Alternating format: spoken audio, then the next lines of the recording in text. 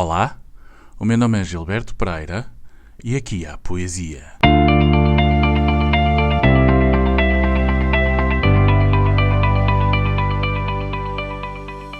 O mundo despede-se hoje de um dos grandes nomes da literatura contemporânea. Faleceu, vítima desta peste que assola o mundo, o Covid-19, Luís Sepúlveda. Romancista, realizador, roteirista, jornalista e ativista político chileno, nasceu em Ovalle a 4 de outubro de 1949 e despediu-se do mundo hoje, em Oviedo, 16 de abril de 2020. Foi prémio Casa das Américas com o seu primeiro livro, Crónicas de Pedro Nadie, e viu-lhe atribuída uma bolsa de estudo de 5 anos na Universidade Lomonosov de Moscovo, de onde acabou expulso ao fim de 5 meses apenas por atentado à moral proletária, que é como quem diz, por fazer amizades com as pessoas erradas. No seu regresso ao Chile, adere ao Partido Socialista Chileno e torna-se membro da Guarda Pessoal de Salvador Allende, tendo vivido o golpe de Estado, perpetrado por Pinochet, fazendo guarda no Palácio de la Moneda, na proteção ao presidente Allende. A subida de Pinochet ao poder levou-o à prisão, onde passou 3 anos, sendo libertado graças à Amnistia Internacional em julho de 1977. No entanto, escapou à prisão domiciliária e viveu na clandestinidade até ser novamente preso e condenado a 28 anos de prisão. É novamente ajudado pela Amnistia Internacional e começa a sua vida no exílio, tendo passado por vários países na América do Sul e na Europa até assentar residência em Espanha. O seu lado mais revolucionário levou-o a dedicar o seu livro mais reconhecido, O Velho que Lia Histórias de Amor, a Chico Mendes, um herói da defesa da floresta amazónica que viria a ser assassinado após várias ameaças de morte devido à sua luta em defesa da Amazónia. Sepúlveda rendeu-se a Portugal na década de 90 e, mesmo com residência assente em Espanha, jurava que haveria de comprar casa e residir em Portugal, culpa de um polícia de fronteira que o reconheceu num controle de passaporte. E dizia o Luís que um país no qual os polícias reconhecem os escritores estrangeiros é obrigatoriamente um país diferente. Na prosa também há poesia, e por isso hoje aqui há poesia com o conto O Amor e a Morte. Poderão encontrar no livro As Rosas de Atacama, Histórias Marginales, no título original, editado no ano 2000. De manhã, o carteiro entregou-me um pacote. Abri-o. Era o primeiro exemplar de um romance que escrevi a pensar nos meus 3 filhos pequenos, Sebastián, que tem 11 anos, e os gêmeos Max e Leão, que têm 8. Escrevê-lo foi um ato de amor por eles, por uma cidade onde fomos intensamente felizes, Hamburgo, e pela personagem central, o gato Zorbas. Um gato grande, preto e gordo que foi nosso companheiro de sonhos, histórias e aventuras durante muitos anos.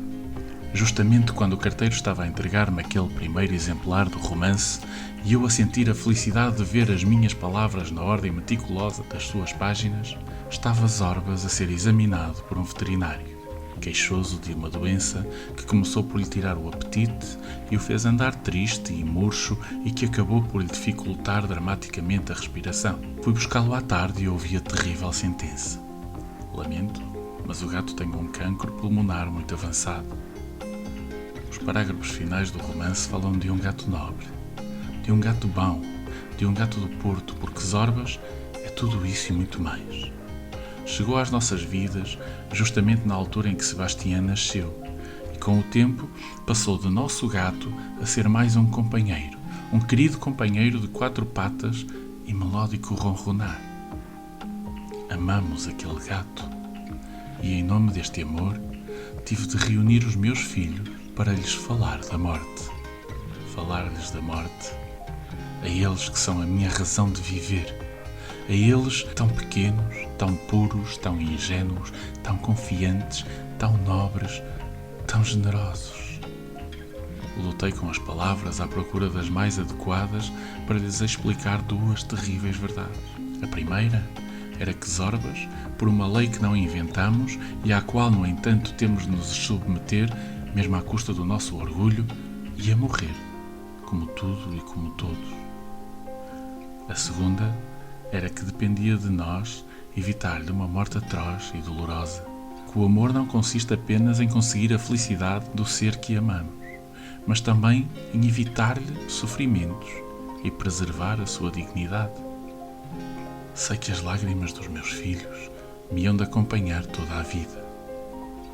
Como me senti pobre e miserável perante a sua indefesa, que fraco me vi perante a impossibilidade de partilhar a sua justa ira, as suas recusas, os seus cânticos à vida, as suas imprecações a um Deus que, por eles e só por eles, teria em mim um crente, as suas esperanças invocadas com toda a pureza dos homens no seu melhor estado. Será a moral um atributo ou uma invenção dos homens? Como explicar-lhes que tínhamos o dever de preservar a dignidade e a inteireza daquele explorador dos telhados, aventureiro de jardins, terror dos ratos, trepador de castanheiros, brigão de pátios à luz da lua, habitante definitivo das nossas conversas e dos nossos sonhos? Como explicar-lhes que há doenças que precisam do calor e da companhia dos sãos, mas que há outras que são pura agonia, pura, indigna e terrível agonia, cujo único sinal de vida é o desejo veemente de morrer? E como responder ao drástico: porque é ele? Sim, porque é ele. O nosso companheiro de passeios na Floresta Negra. Que gato tão maluco! As pessoas murmuravam ao vê-lo correr ao nosso lado ou montado no porta-bagagens de uma bicicleta. Porque é ele. O nosso gato de mar, que navegou connosco num veleiro pelas águas do Cattegat. O nosso gato, que mal eu abria a porta do carro, era o primeiro a subir, feliz perante a ideia de viajar. Porque é ele? De que me vale tudo o que vivi, se não tive resposta para essa pergunta? Falamos rodeando os Orbas, que nos ouvia de olhos fechados, confiando em nós, como sempre. Cada uma das palavras, entrecortadas de choro, caiu sobre a sua pele negra, acariciando-o, reafirmando-lhe que estávamos com ele, dizendo-lhe que aquele amor que nos unia nos levava à mais dolorosa das determinações. Os meus filhos, os meus pequenos companheiros, os meus homenzinhos, os meus pequenos, ternos e duros homens, murmuravam que sim. Que Zorbas levasse aquela injeção que o faria dormir, sonhar com um mundo sem neve e com cães amáveis, com telhados amplos e ensolarados, com árvores infinitas. Da copa de uma delas, há de olhar-nos para nos lembrar que nunca se esquece de nós. Escrevo de noite. Zorbas, que mal respira, descansa aos meus pés. A pele brilha-lhe à luz do candeeiro. Faço-lhe uma festa com tristeza e impotência. Ele é testemunha de tantas noites de escrita, de tantas páginas. Partilhou comigo a solidão e o vazio que vêm depois de colocado o ponto final num romance. Recitei-lhe as minhas dúvidas e os poemas que penso escrever um dia. Zorbas, amanhã, amor, teremos perdido um grande companheiro. PS. Zorbas repousa ao pé de um castanheiro na Baviera. Os meus filhos fizeram uma lápide de madeira onde se lê: Zorbas, Hamburgo, 1984, Wilsheim, 1996. Peregrino, aqui jaz o mais nobre dos gatos. Ouve-o ronronar.